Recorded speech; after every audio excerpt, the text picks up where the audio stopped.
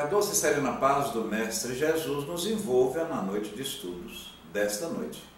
Estamos, a Sala Luz no Caminho está transmitindo diretamente da Federação do Estado do Tocantins e fará os seus estudos hoje. E quem os fará? A nossa irmã, presidente da casa, Leila Ramos. Daniel Rodrigo é o dirigente da sessão. Você tem medo do espírito? A semente e o semeador saiu a semear. Você é uma semente. O que você tem feito para, de uma certa forma, ser uma semente mais viçosa e produzir mais? Tem aguardo? O que você tem feito para melhorar-se? Seres perfeito. Esses e outros questionamentos vocês verão na palestra a seguir, que versará sobre o capítulo 17 do Evangelho segundo o Espiritismo. Faremos uma pequena prece. Ó meu Senhor, meu bom Deus, inspirai e intuir a nossa irmã Leila, para que a mesma fale ou faça os estudos conforme necessitamos, e que o que aqui foi dito, for dito, não seja a sua, mas a vossa vontade, Senhor. Muita luz e muita paz. Que assim seja. Vamos ouvir agora a nossa irmã Leila. Queridos irmãos, que nessa noite luarizada pelas belezas, que nesta terra nós temos a oportunidade de a cada mês merecer olhar para os céus e ver no esplendor da noite uma encantadora lua. Nos faz perceber a grandiosidade divina, nos dá a sensação do equilíbrio norteado por esse Pai amoroso, justo e bom.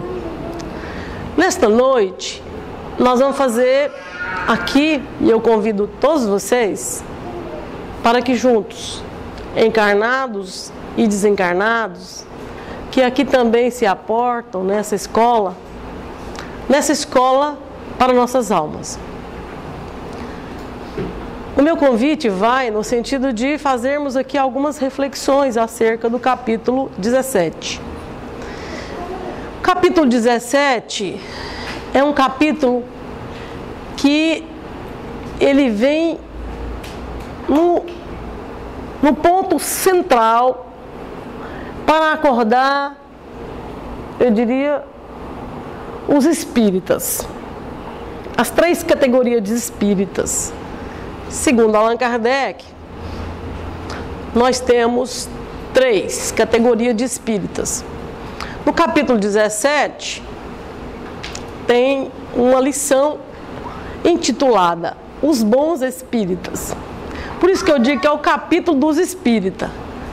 Esse aqui é para nós, trabalhadores, aqueles que querem ser trabalhadores, aqueles que estão na labuta, aqueles que pretendem ser trabalhadores e aqueles que estão com medo de ser trabalhadores. Porque tem gente que pensa assim, não, ser trabalhador é uma categoria superior, né? E tem gente que acha que estar na categoria de trabalhador é tão difícil chegar lá, que passa a existência dizendo, não, um dia eu chego lá. Não, um dia eu vou estar nessa categoria. O capítulo 17, ele faz essa grata lembrança, que na verdade ela é do mestre, né? Quando ele nos dá a recomendação, sede perfeitos como perfeito é o vosso Pai, ele está nos ordenando. O sede perfeito está no imperativo. Ele não está assim, mais ou menos, não. Ele diz sede, ordenando. Então ele está nos convocando aí. Está nos convocando a fazer esse trabalho interior, né? Para a gente poder entender bem o chamado. O capítulo 17, ele começa abrindo o capítulo, fazendo uma distinção caracteres da perfeição.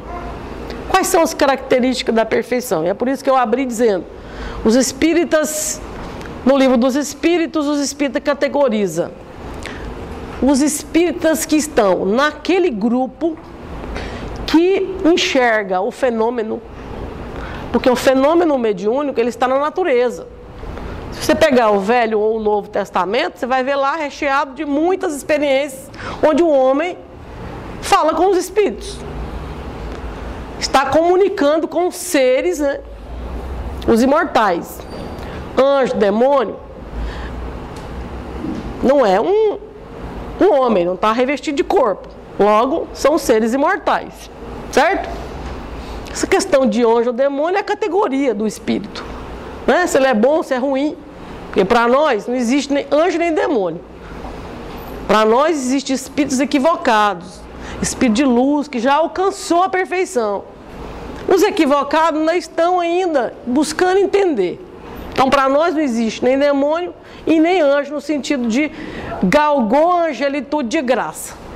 Ou galgou o inferno por ser displicente ou porque Deus quis. Então não é uma graça para uns e uma sem graça para outros. Né? Deus é justo, Deus é Pai. Ele criou leis. E essas leis estão na natureza. As que estão na natureza, que a gente enxerga, são as leis físicas. Agora, as leis morais são as leis que regulamentam a nossa relação entre nós e a nossa relação com o Pai. Por isso que às vezes a gente não consegue enxergar. A gente enxerga a física, a química, a biologia. Né? Com o passar dos anos, o homem foi descobrindo essas leis. Nós levamos um tempo grande para enxergar a física. Levamos um tempo grande para enxergar a química, a biologia. Mas nós também estamos levando um tempo muito grande para entender as leis morais. As leis morais são essas que regulamentam a minha relação com o outro. Como eu não entendo, às vezes eu até acho que a ponte entre Deus e eu é o próximo. Mas eu coloco ele no meio e passo por cima. Entende? É uma ponte. Mas para mim, machucar o próximo. Eu não entendo que essa relação com ele tem que ser de amorosidade. Eu não entendo bem essa lei. Eu não entendo que essa lei, se eu ferir o meu irmão, logo eu estou contraindo um débito perante as leis cósmicas. Eu feri a lei moral. E é essa lei que Jesus veio nos explicitar. Ele não veio escrever sobre essas leis, ele veio demonstrar em atitudes, em ações. E em vários momentos Jesus repete essas leis. Vai explicando quem é o próximo. Como é que estabelece a relação com o próximo? Ele fala, é preciso amar o próximo. Amar o próximo. Quem é o próximo? Aí ele fala, não é só o próximo que está próximo de você. É preciso amar também o inimigo. Nossa, então é muito difícil. Né? Muito difícil amar o inimigo. Se você perceber e entender apenas uma existência, realmente, é muito difícil. Mas se você entender que você é um espírito imortal, vai viver várias vidas, e nessas múltiplas existências, você vai encontrar novamente com aquele espírito que ontem você colocou ele como uma tábua, que pisou por cima, que machucou, que feriu, que ultrajou, que humilhou. Amanhã ele é seu filho. Amanhã a vida dá uma volta e coloca ele para ser seu genro amado, uma nora amada, que você precisa aprender a amar, porque ela ama seu filho, mãe dos seus netos que você adora. Então eu preciso amar aquela criatura. É o estímulo da existência te colocando nos tabuleiros da vida a oportunidade para aprender a amar. Se hoje você não consegue, amanhã a vida vai mexer nesse tabuleiro, nessas existências, para que você reencontre os desafetos e os amores também. Nós não ficamos só com os desafetos, não. Deus é amoroso. Bota gente boa também para ajudar, para ensinar a gente a amar. Essa é a lei. Do ponto de vista do Evangelho, aqui para nós, então nós temos Os espíritas que enxergam o fenômeno e ainda não compreendem a doutrina, não compreendem essa moral, essa relação, só acha bonito. Os espíritos vêm, conversam. Tem gente que é até caçador de médium. Nessa fase, a gente fica assim, ó. Nossa, falou que tem um médium ali, eu vou lá conhecer. Eu quero lá falar com os espíritos. Eu quero até ver como é que é esse negócio. Quero ver mesmo se treme, se não treme. Se o médium fala com outra voz. Se os espíritos que estão lá falando, de onde é mesmo, se fala o nome, se conversa comigo. Ele vai atrás do fenômeno. Mas ele não compreende a moral. Ele está nesse nível. Ele não compreende a moral e nem vivencia a moral. A segunda categoria de espírita é aquele que enxerga o fenômeno naturalmente. Os espíritos, quem é? Quem são os espíritos? Somos nós. Eu também sou espírito. Ele também é. A diferença é que eu estou encarnado e ele está desencarnado. Então, se os espíritos... É natural o fenômeno. Então eu não tenho medo do fenômeno, eu não saio atrás do fenômeno. Se eu quero a orientação dos espíritos, eu faço o quê? Abro o Evangelho. Praticamente os 28 capítulos têm instruções dos espíritos. Está aqui, ó. Inclusive nominado. Tem o nome dos espíritos. Tem a data que a mensagem foi deixada por eles. E essas mensagens são fidedignas, porque foram mensagens que passaram pelo crivo, o crivo da universalidade. O que é isso? O crivo da universalidade significa que esses espíritos, para trazer essa mensagem aqui, elas vieram por vários médios em lugares diferentes, para que essa mensagem fosse considerada uma mensagem universal, de espírito de categoria elevada, para estar na codificação. Aquelas que não estão nesse grupo não vieram para a codificação, não passaram pelo crivo da universalidade. Então é uma mensagem fiel. Então ela está aqui. Então eu não preciso fazer analogia. Por quê? Porque eu não sei se aquela mensagem que eu vou receber daquele médium, aquele médium está equilibrado. Se a mensagem é verdadeira, se é apócrifa, ela não foi dita por vários médiuns em vários lugares, no Brasil ou no mundo, para ver se essa mensagem é fiel. Um dos critérios é observar se o que o Espírito diz não fere a mensagem de Jesus. Se não ferir, ela está dentro do bojo. Mas se ferir, use a razão. Fé espírita é aquela que pode encarar a razão em qualquer tempo, em qualquer época da humanidade. Fé raciocinada. Se o Espírito dizer assim, ó, separe do seu marido, minha filha, ele é um obsessor na sua vida. Tome cuidado, porque ele está te dando orientações pessoais, para a sua vida pessoal. Já não é da categoria dos espíritos que fazem isso, que estão aqui. Você não vai ver nenhum espírito da categoria superior que vai interferir no seu livre-arbítrio, na sua vida pessoal. A sua vida pessoal é de responsabilidade sua, do seu livre-arbítrio. Portanto, esse fenômeno vai acontecer sempre. Você vai sempre enxergar médiuns na sua vida. Espírita, não espírita, porque mediunidade não está ligado à doutrina. Mediunidade é patrimônio que o espírito adquire quando reencarna, seja ele católico, evangélico, budista, espírita ou não. Muçulmano. Então, o fenômeno sempre existiu. A segunda categoria é aquele que enxerga o fenômeno, compreende a doutrina. Peraí, mas esse espírito aqui está invadindo meu livre-arbítrio. O que é isso que ele está dizendo? Ele raciocina. Ele compreende a moral espírita, mas não vivencia.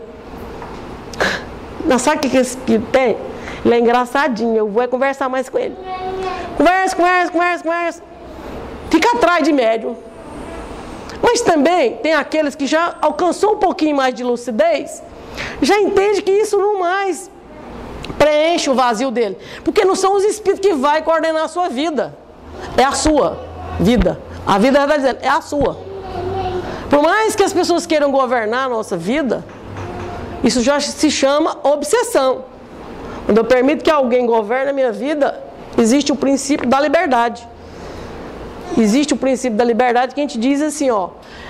Se há uma imposição da minha vontade sobre a sua, existe uma obsessão de encarnado para encarnado.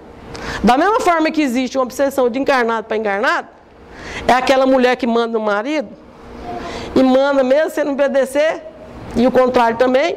Isso acontece de pai para filho, de filho para mãe, de mãe para filho, acontece entre encarnados. Subjuga o outro, a vontade dele impera. Isso é obsessão de encarnado para encarnado. Mas também existe a obsessão do encarnado para o desencarnado. O marido desencarna e fala, graças a Deus, estou livre dela. Tá nada, meu filho, eu te acho. De noite, atrás dele. Só que a espiritualidade é amorosa, né? Ela pensa que vai achar ele, porque se ele foi bom mesmo, se ele passou pela experiência e conseguiu vencer essa prova de coração limpo, ele vai e ela fica. E a espiritualidade não permite que ela obsedie ele, ela pode até tentar. Se ele passou pela prova, bem. Quando eu digo pela prova, porque é só uma aprovação, chega até uma expiação. Esses casos. O espírito é muito bom e o outro é atormentado. Geralmente, esses casos, não é porque é de graça, coitadinho, ele é tão bom e ela é tão ruim. É porque no passado ele se inverteu. Ele foi muito ruim para ela. Agora ela vem, mas ela não evoluiu. Ele evoluiu, mas ela não evoluiu. Aí vem as cobranças invertidas. Mas tudo bem. Nesse plano, nós temos a categoria que a gente chama dos espíritas imperfeitos. Não consegue perdoar, não consegue compreender o outro no estágio dele. Eu só tenho que entender que ele pode estar no estágio dele, mas eu não preciso ficar no estágio dele. Se ele me agride, eu não preciso agredi-lo. É uma prova? É. Tem gente que chega a um ponto e fala assim, é melhor separar do que eu matar ela, porque, né, eu matar ele. Então é preferível separar. Se é preferível separar, eu estou dizendo assim, essa prova que eu fui até aqui. Pode ser que na próxima a gente volte de novo e a gente termina de pagar essa prova. Porque é preferível que não haja agravamento na prova. Eu não consigo trabalhar isso. Mas isso é de foro íntimo. Ninguém tem o direito de dizer, separe de fulana, não separe de fulana. Porque tem gente que adora que o outro seja o culpado da sua decisão. Transfere para outra decisão. Transfere para o advogado, transfere para o juiz. Transfere, eu vivo transferindo as minhas culpas. Eu vivo falando assim, não é Deus que quis. Não, que Deus que quis. Deus quer o melhor para nós. Deus quer o melhor. Criou as leis para nós todos. Indistintamente. Aí a gente fica na síndrome do Peter Pan, não quer crescer, transferindo para Deus todas as culpas que é nossa. Essa categoria que nós estamos, a grande maioria de nós, somos espírito imperfeito. Lê a moral, aqui orientada, mas lê só para ficar ali lendo, deliciando. Mas não procura trabalhar o interior. Não procura vivenciar. Tem gente que compra muito livro, põe na estante, deixa lá bonitinho, não lê. Acha lindo lá no livro. Nossa, eu tenho uma coleção maravilhosa. Já leu nenhum? Não tem paciência. Não gosto de ler. Eu compro, sabe? Porque eu acho que é bom. Mas eu também não tenho paciência para ler livros, ainda mais uns livros grossos desse. Não começa pelo fino para chegar no grosso, para poder estimular. Então, essa categoria que nós precisamos repensar, como é que nós estamos? Eu estou nesse grupo, não estou nesse grupo? Eu já estou fazendo um esforçozinho, porque os Espíritos falam aqui para nós, e é nesse capítulo que eles falam, reconhece, aí já entra na segunda, reconhece os verdadeiros Espíritas pelos esforços. Ó, o esforço tem que estar junto. O esforço tem que vir anexado à imperfeição. Não, eu sei que eu estou imperfeito, mas eu estou fazendo um esforço. Eu estou lutando contra as minhas imperfeições. Eu preciso lutar contra isso. Eu tenho clareza disso, eu me esforço para isso. Essa categoria é a categoria dos espíritos que está trilhando dos imperfeitos, chegando na categoria de perfeito. A categoria dos perfeitos são aqueles que já conseguiram chegar num tal nível que eles são aqueles que estão na nossa frente, são os grandes líderes que conseguem vivenciar o que falam. Já fazem, já vivenciam e traz uma amorosidade tão grande que quando a gente chega perto deles, a gente dá vontade de ficar perto, não quer ir embora. Porque a amorosidade, ela é como um perfume que exala, que multiplica, que transcende. E aí é aquela alma amorosa que todo mundo quer ficar perto, não quer sair de perto. Porque tamanha é a bondade que ela dá esse prazer excelso. Muitos espíritos, nós estamos recebendo a notícia que eles estão reencarnando na Terra. Muitos desses espíritos dessa categoria estão reencarnando na Terra. Porque nós estamos vivendo um momento onde o trigo e o joio estão para e passo. Estão crescendo na mesma proporção. E a gente não está sabendo distinguir bem. Nós estamos num tumulto de situação. Basta observar os nossos sobrinhos, filhos dessa geração. Eles estão bombardeados de informações, mas não sabem selecionar as melhores informações para a sua vida pessoal. Se é bom, se não é bom para mim, ainda não está sabendo selecionar. Então nós estamos vivendo uma era, que é a chamada era da transição. É a era onde eu preciso ter calmaria interior. A gente não tem calmaria, vocês já perceberam? É uma agitação, a gente corre. Chega no final do dia e fala assim, mas por que eu corri tanto? A gente não tem tempo para olhar a lua, a gente não tem tempo para olhar as plantas, a gente não tem tempo para olhar nem os filhos crescer. Quando os meninos estão tudo grandes, eu perdi a infância dos meus filhos, eu perdi isso, eu perdi aquilo. E aí a gente fica pensando, quando a gente adoece, por exemplo, é que a gente olha e pensa, ei, e eu? Se eu desencarnasse agora, hein? Como é que ficariam meus filhos? E aí você repensa os valores.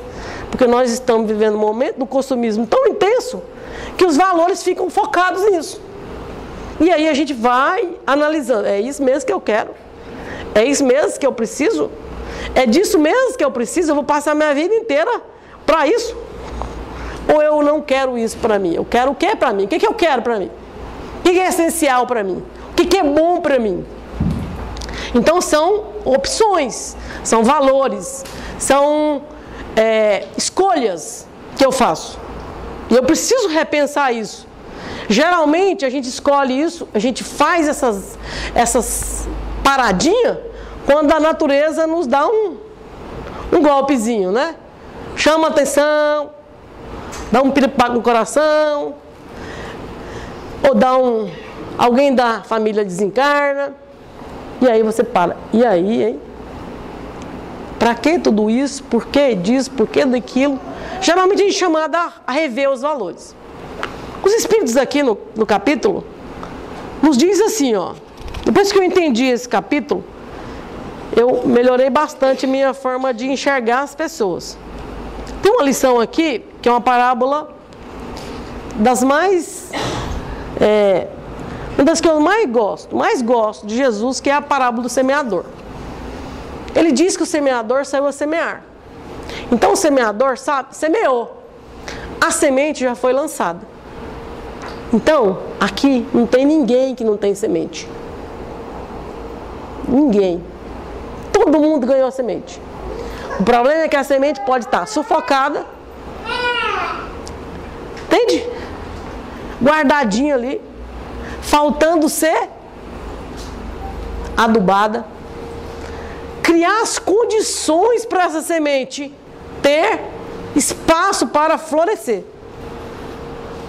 E aí, qual é o segredinho? Não é terra não, não é esterco, não é nada disso. Não é esse tipo de esterco, não é essa terra que a gente está falando. É as condições íntimas. São as condições que a gente chama de vontade. A vontade é a água. É a água que vai derramar sobre essa semente para fazer ela brotar. Para dar uma boa árvore e bons frutos. Tem que ser uma vontade firme. Porque o bem precisa ter vontade. O bem tem que ter meta. Fazer o bem hoje é difícil. Porque as pessoas criticam. Ah, é bonzinho, hein? Nossa, mas é bonzinho aquele ali. Só quer ser bom. Ser bom já é motivo de crítica. Honesto já é motivo de crítica. Ser honesto. As pessoas, duvido se ele é assim mesmo. As pessoas já criticam. Então, está na categoria dos bons, você já é uma pessoa criticada pela sociedade. Você tem que aguentar as críticas, você tem que aguentar os... Começando por a família, né? Porque a primeira pessoa a às vezes, eu diria assim, ou nos estimular, ou nos colocar para baixo, são os primeiros, são os irmãos, né? Porque é lá em casa que você tem, eu diria assim, aqueles que estão ou na contramão ou te estimulando. Você tem aquele que segura, que critica, mas também você tem aquele que estimula. Você, não, meu irmão, vai. Não, vai. E o outro fala, vai nada, na conta. Fica na contramão. Você tem sempre um que estimula e outro que dá o... Para quê? Porque a gente precisa desse pêndulo, porque nós estamos no momento do pêndulo. Nós estamos ainda fazendo esse movimento. Para a hora do livre-arbítrio ser seu. Que pêndulo você quer ter? Você quer estar para lá ou você quer estar para cá? Aí tem hora que você fala assim, não, mas eu sei que eu vou dar conta, sei que eu vou conseguir. A gente vê muito isso. Sobretudo os nossos pais tiveram muito essa força interior. Porque para estudar, eles tiveram que lutar para estudar. Para arrumar um bom emprego, olha, vencer todas as dificuldades interiores para arrumar um bom emprego. Estudaram trabalhando primeiro. Não é como a nossa geração, né? O pai cansou de trabalhar para dar uma folguinha para nós. Por isso que eu acho que a gente é folgado. Eu acho que nós nascemos cansados, né? A canseira deles parece traduziu para nós, no DNA. Porque eles trabalharam tanto para dar uma dignidade para nós, e a gente teve essa dignidade de vida melhor do que a deles. A maioria de nós não passou roupa no ferro de bravas. A maioria de nós não lava roupa no córrego. A maioria de nós, mas os nossos pais e os nossos avós vieram dessa geração. E às vezes os netos ficam ridicularizando os velhinhos. Quando começa a contar as histórias de carro de boi, da fazenda, e já vem meu avô contar a mesma história. A gente não tem paciência de escutar. A gente não tem esse exercício. Saber escutar é um exercício. É um exercício. Por isso que a gente paga tanto psicólogo. Porque ele vai ter que escutar na marra. Vai escutar. Agora você vai escutar e chora, fala. Bem, é a necessidade do momento. Se eu preciso e tenho profissional para isso, ótimo. Estou dizendo que o psicólogo é errado, não. Ótimo. Estou nem criticando. Eu defendo a psicologia. Acho que nós, se temos profissionais e se é bom, vamos atrás. O que a gente precisa entender é a necessidade que nós temos. Ela precisa ser acolhida, ela precisa ser atendida. Nessa caminhada rumo à evolução, nós só temos que ter essa meta. Eu preciso vencer as minhas dificuldades. Para alcançar as minhas dificuldades, eu busco todos diríamos assim, todas as ferramentas possíveis para me ajudar. E eu preciso ter essa sensibilidade. Eu preciso ter essa sensibilidade com o meu filho. Eu preciso ter essa sensibilidade com aqueles que estão sob a minha guarda. Porque ele não tem a mesma altivez que eu tive quando eu falo os pais. Eles não tinham aquela garra, aquela força, aquela determinação. Eles não têm. Eles têm eles têm um outro domínio. Eles têm domínio tecnológico.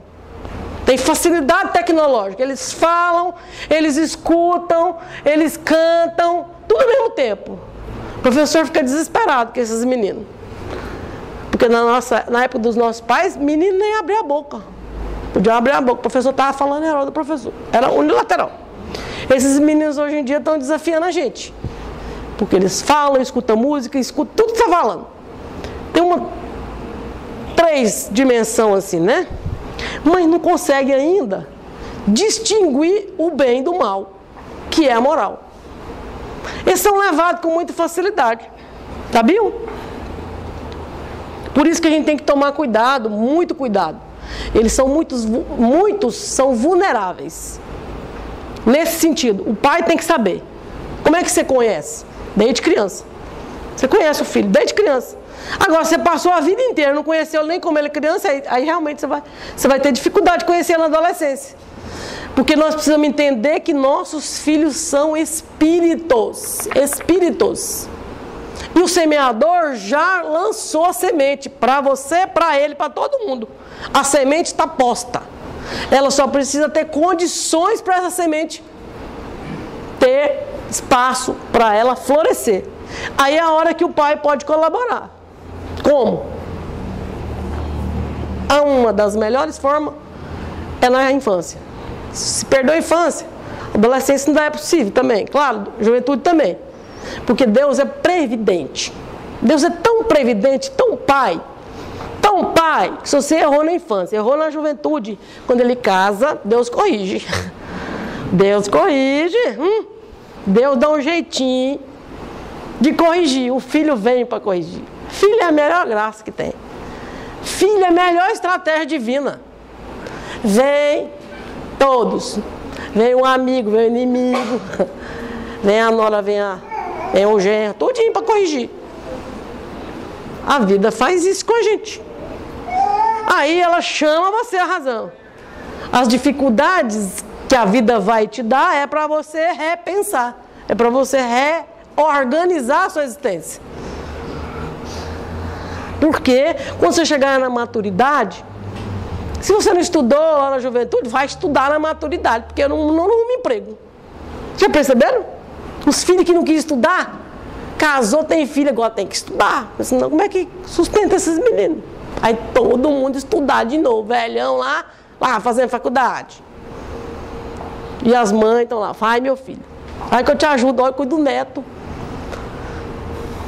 É assim, gente, a vida, ela nos ensina a todo momento, para a gente chegar, se conseguirmos chegar na juventude, se conseguirmos chegar na idade adulta, poder olhar para trás e dizer assim, acertei aqui, errei aqui, mas eu consertei ali também, mas ainda dá tempo de corrigir.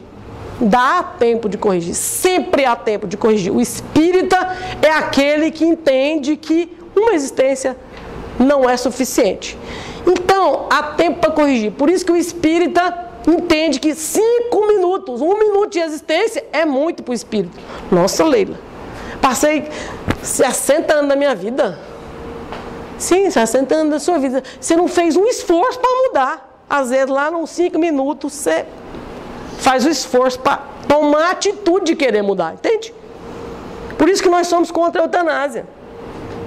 Porque a eutanásia é o momento em que o espírito volta, o filmezinho, lá na fase lá do moribundo, que ele está vendo o corpo dele lá, está vendo o espírito aqui, está vendo os espíritos vir buscar ele e ele olhando para o corpo, e aquele trânsito entre desencarnar e desencarnar. Ele diz, mas eu estou vendo aqui minha mãe, eu estou vendo aqui meu pai, e o povo, nossa, você já está vendo os espíritos. Ele vai e volta, está no trânsito mesmo, desencarna. E ele toma consciência. E ele toma atitude mental. É vontade, gente. É livre-arbítrio. E isso para o espírito é uma determinação. Que na próxima encarnação vai ajudar ele. Por isso que nós somos contra a eutanásia. Em qualquer hipótese. Porque entendemos a vida não só no corpo. Entendemos a vida numa dimensão dilatada. Numa visão muito diferente. Nós não somos materialistas, somos espiritistas e espiritualistas, ou seja, a vida continua. Portanto, esses caracteres aqui do homem de bem, detalhado no capítulo 17, é a conquista diária. Não é um estado da alma que se adquire da noite pelo dia. É uma vivência todos os dias, é você trabalhando o seu interior. É enxergando que eu sou assim, mas eu preciso ser assim, eu quero ser assim. E vai nessa labuta interior que a gente chama de reforma íntima. E essa reforma é só você que faz. Não é outra pessoa. Então o ato de querer tem que ser seu. O ato é interior, é de decisão pessoal, é de atitude íntima. E aí nós temos na figura emblemática do cristianismo várias pessoas que tomaram essas atitudes. Você pega Pedro, você pega Abigail, do livro Paulo Estevão, tomou atitude. Você pega ali o próprio cobrador de impostos, que era pequenininho, o Zaqueu, que tomou atitude, teve a coragem. Então essas atitudes interiores que nós temos que achar em nós. Em que momento eu quero, em que momento eu preciso tomar algumas atitudes. Elas são fundamentais na sua existência, porque é o ato do livre-arbítrio. Muita gente confunde o livre-arbítrio, que diz assim, mas eu agora quero tomar atitude. Só que você já está vivendo a fase da colheita das consequências do ato que você já utilizou. Nessa fase que a gente chama de expiação, só com o coração muito bondoso, com atitudes nobres, é que você é capaz de reverter o curso das existências. Quando eu digo curso, mas é possível sim, porque o amor, na expressão de Jesus, cobre a multidão de pecados. Se eu tive uma existência buscando o bem, fazendo o bem, está na minha programação reencarnatória. E essas boas ações que eu fiz, porque o bem faz bem para quem faz, também. E ela conta para você. O bem que nós fazemos pode para o outro parecer ridículo, pode parecer jocoso, engraçado, mas não pense que isso vá te inibir. Estabeleça isso como meta, fazer o bem. Fazer o bem é minha meta. Ser um homem de bem é minha meta. E você, na condição de pai, de mãe, hoje, de tia, aprenda uma coisa. A melhor forma de ensinar é a do exemplo. Não são as palavras. É o exemplo. O exemplo marca. E foi por isso que Jesus exemplificou, ao invés de escrever e falar. Só. O exemplo, ele arrasta. Numa linguagem bem popular, ele arrasta. As figuras emblemáticas que nós temos na nossa família faz parte do arquétipo das pessoas que têm influência sobre as nossas vidas. Tanto é que a gente repete as atitudes. Vocês já observaram? Vocês já observaram quando você tem uma atitude que é da sua mãe? Gesto, jeito de falar, jeito de agir, de colocar a mão, de falar assim às vezes? Quem já se viu tomando atitude? Essa atitude aí era da minha mãe. Essa atitude aqui é do meu pai. Eu aprendi com ele. Parece que é algo que você vai assimilando. É meio inconsciente, mas é assim que funciona. É assim que funciona. É um mecanismo que vai te ajudando a incorporar aquela atitude. Então, a atitude do bem, ela marca a existência. Ela te marca para a vida e você carrega ela. Então, fazer o bem é a nossa meta como espírita. Por isso que os espíritos aqui no capítulo 5 trabalham conosco todas as ações do homem de bem. E traz o homem de bem, o espírito cristão, é a mesma coisa. Não há diferença. Ele faz essa analogia justamente para a gente poder entender e lá na frente os espíritos falam, tudo é a mesma coisa. Ser espírita tem que ser bom é meta. Então é nossa tarefa. Mas tem que ser bom, não é para mostrar para ninguém que é bom, não. Tem que ser bom autêntico. E não é para ser bom fazendo negociado. Não, eu vou ser bom, mas lá na frente, né? Lá na frente eu sei que eu vou ter de volta. Então, se você quer o galardão, você já está negociando, não é esse tipo de negociata, não. Você tem que fazer o bem, dando com a mão, sem querer a outra em troca. É um exercício. Você pode até inicialmente começar assim, querendo de troca. Depois você vai deixando a mão e vai começando a assimilar também esse processo, que é de naturalidade. Fazer o bem é bom. Fazer o bem não é só agradável a Deus. É porque Ele te dá um prazer interior. Ele te dá aquilo que a gente chama de alívio da consciência.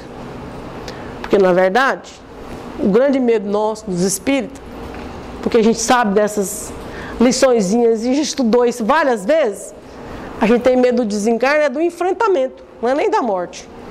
É do enfrentamento do que eu me programei e do que eu não consegui fazer. Por isso que o Leão Denis diz que os espíritas não têm medo da morte. Eu pergunto para os espíritos aqui: vocês têm medo ou não têm? Tem não? Se aparecesse um espírito aqui agora, muita gente ia sair correndo aqui. Vocês têm medo até de espírito? Eu já vi médium que vai em reunião mediúnica virar e falar assim: olha, eu sou médium, trabalho na reunião mediúnica, mas não posso ver espírito. Não, viu, Leila? Eu disse: oh, mas como? Como é que você é médium? Trabalha na reunião mediúnica e tem medo de espírito? Tem trabalhador aqui na federação que não desliga a luz aqui quando termina. Tem um monte de medo de ver os espíritos. Como se os espíritos ficassem aqui dentro esperando eles para ser vistos. Ó, eu estou aqui. Como se os espíritos não estivessem em todos os lugares. Então a gente precisa conviver com isso. Essa é uma outra realidade que a gente precisa conviver. Entender primeiro: eu sou espírito. Eu sou espírito. Não é só o outro que é espírito, não. Eu também sou. É a minha natureza. É a minha essência. Então isso também tem que estar claro comigo. Porque aí eu vou entender que é minha meta, nas minhas várias encarnações, chegar a ser perfeito. Então eu não vou me torturar, mas eu também não vou me abandonar à mercê de alguém me dirigir. Eu vou dirigir a minha existência. Então eu preciso entender que o semeador, quando nos deu essa lição, ele disse: olha, a semente vai ser jogada. E os terrenos? Qual é a metáfora dos terrenos? A metáfora dos terrenos é que se eu tenho espinho, eu tenho que tirá-los, porque foi eu que coloquei. Foi Deus que colocou os espinhos, não, que está sufocando a semente. Se eu tenho pedregulhos no meu coração, eu tenho que tirá-los. É um exercício de tirar as pedras do interior. Como é que eu faço isso? Pedindo ajuda. Buscando ajuda. Pedindo para tirar isso do seu coração. Porque quem carrega uma mágoa, quem carrega ódio, rancor, tem espinho no coração, tem pedra no coração. A semente não vai florescer. Essa semente não vai brotar, porque ela vai ser sufocada por esses ingredientes. Então é o cuidar. Esse cuidado conosco que nós precisamos ter. Aí nós vamos ter ajuda. Mas essa ajuda tem que começar por mim. Eu tenho que ser o primeiro. Tem que ser o primeiro a ter essa atitude. Quando as pessoas chegam aqui na federação para passar pelo tratamento, a primeira consciência que ela tem é essa. A primeira atitude que ela tem é que, ó, não adianta chegar aqui e falar: ah, tira o encosto aí. Não, o encosto é seu. O encosto é seu, você que vai lidar bem com esse encosto. Vamos conversar com ele, vamos dialogar com ele. Mas a encrenca foi você que resolveu, não é? Foi você que trouxe essa encrenca para você. Não foi? Então você tem que entender bem essa encrenca, compreender bem que houve uma encrenca entre você e esse encosto, porque ninguém vai encostar no outro de graça, não. Ninguém vai ficar ali grudado no outro 24 horas, atormentando alguém de graça. Ah, achei você bonita, agora eu vou te acompanhar. Não é assim. Tem uma coisa aí que tem alguma coisa a ver, né? E aí Deus vai ajudar a gente a te ajudar também. Mas é você que precisa se ajudar. Aí a doutrina, na medida que você vai entendendo, você vai mudando o pensamento, vai mudando as atitudes, vai mudando. E os espíritos também vão mudando, vai mudando os dois, vai mudando o encarnado e o desencarnado. Aí vai mudando, vai ambientando, a sua psicosfera vai melhorando. Mas isso exige tempo, exige um tempo, que às vezes as pessoas não querem passar por esse tempo. As pessoas falam: não, aquela federação é fraquinha demais, o povo fala demais. Não tira os encostos da gente, não. Eu vou atrás de alguém que tira o meu encosto. Tá, então vá atrás de alguém que tira o seu encosto, porque aqui a gente não faz isso. Tira os encostos de graça. Não, tem que ser... Não é pago não, gente. A gente tira primeiro você dessa consciência. Eles de uma outra estágio de consciência. É uma relação de alma para alma. É uma relação de espírito para espírito, esclarecendo os espíritos. Você que está encarnado e o desencarnado, da condição dele enquanto espírito imortal. Porque ele também tem semente no coração. Ele não foi deserdado, não. Ah, Deus lembrou dos encarnados. E dos desencarnados, Deus não lembrou? Lembrou. Lembrou de todos. Todos são seus filhos. E a lei é a mesma. A lei é a mesma para os encarnados e para os desencarnados. A lei do amor se estabelece neste plano em todo o universo. Ele não está restrito e nem está distinto. Aqui é uma lei, ali é outra. Não, a lei é para todos, indistintamente. Então aí nós vamos entendendo diferentemente as relações. Aí nós vamos nos entendendo. Por que disso, por que daquilo, de onde eu venho, para onde eu vou, por que das minhas dores, por que das minhas angústias. Aí o Espiritismo faz sentido na sua vida.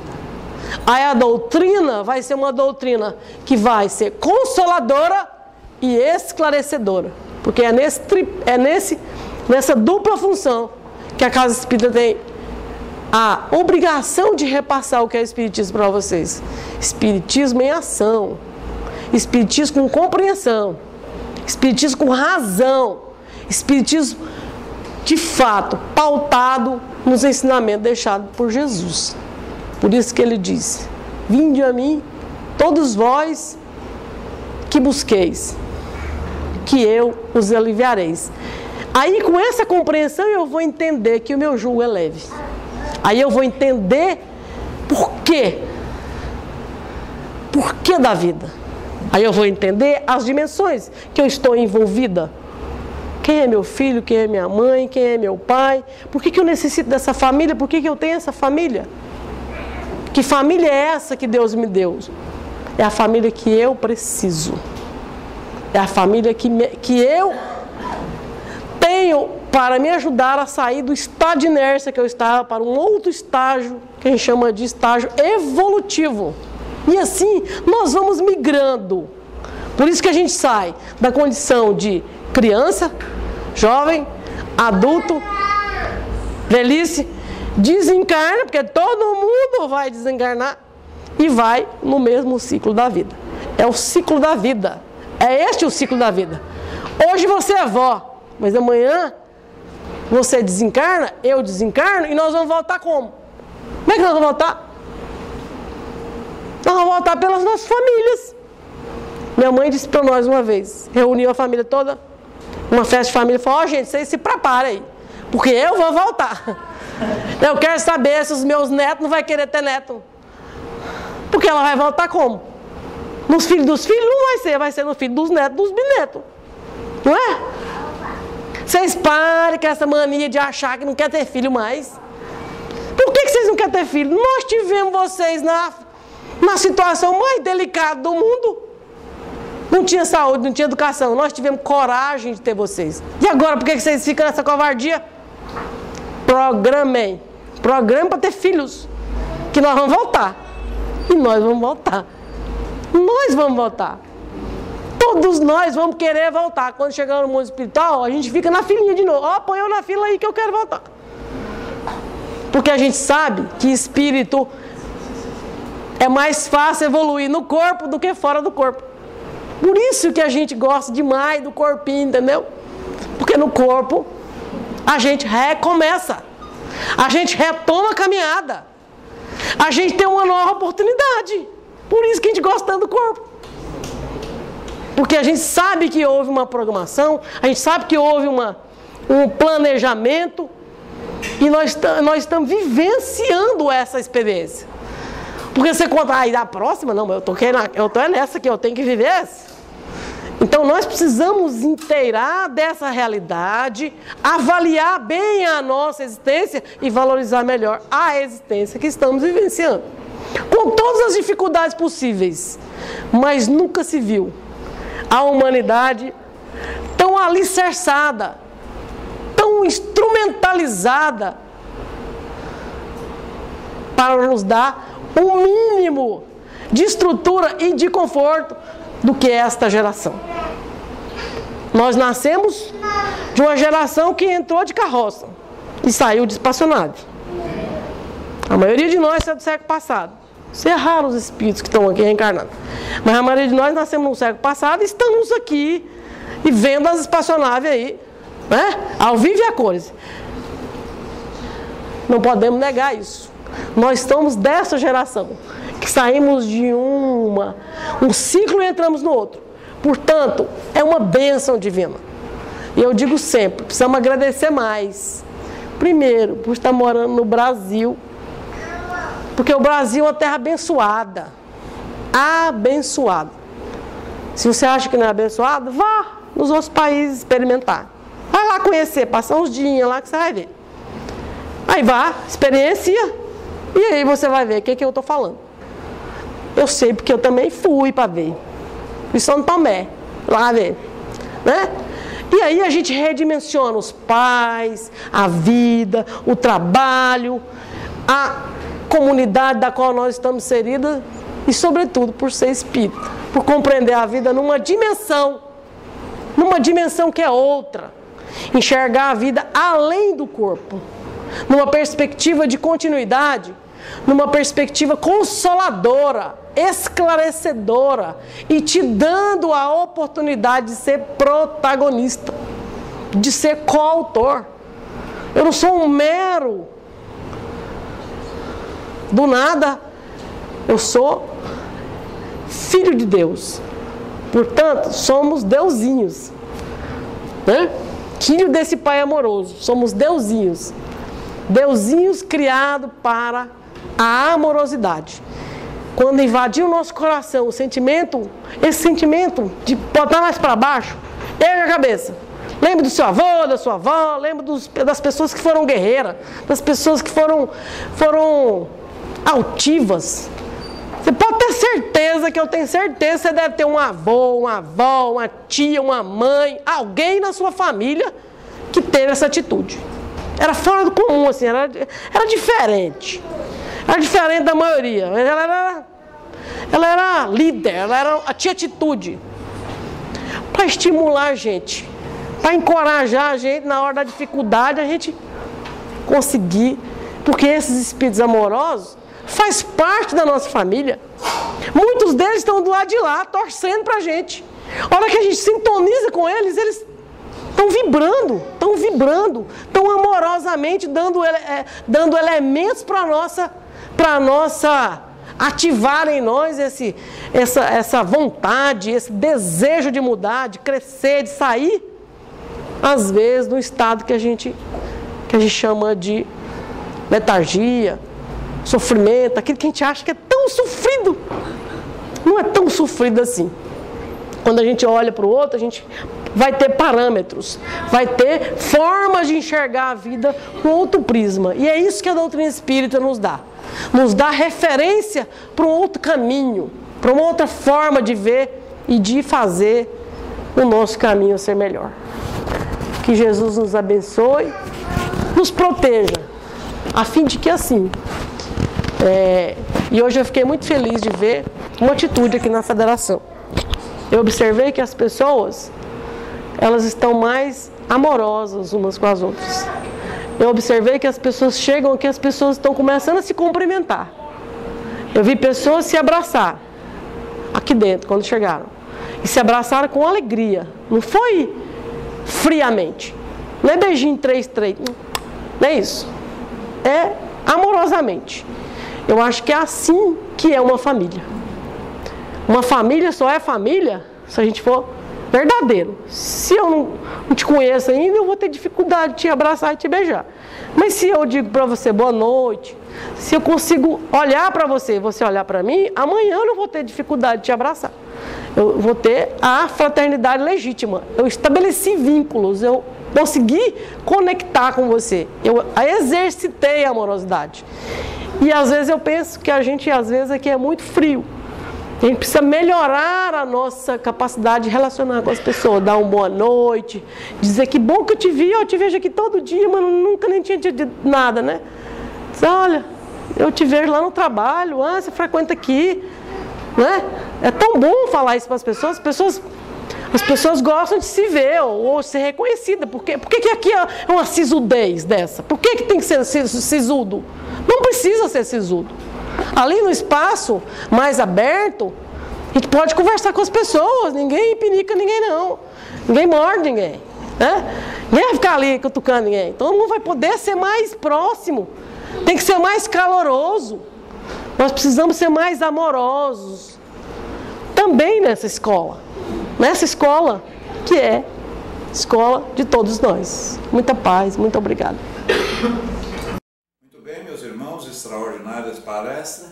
Passaremos agora a parte final dos estudos ou dos trabalhos da reunião espiritual pública dessa noite, 2 de maio de 2013.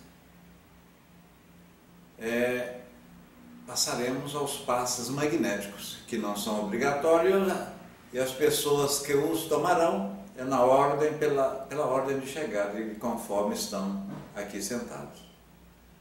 Muita luz, muita paz, que Deus nos ilumine, e sobretudo ilumine os médios que transferirão ou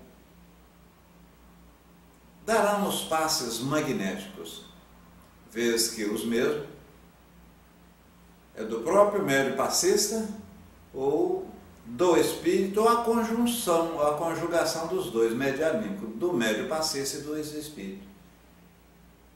Muita luz, muita paz, que Deus nos ilumine, que assim seja, meus irmãos.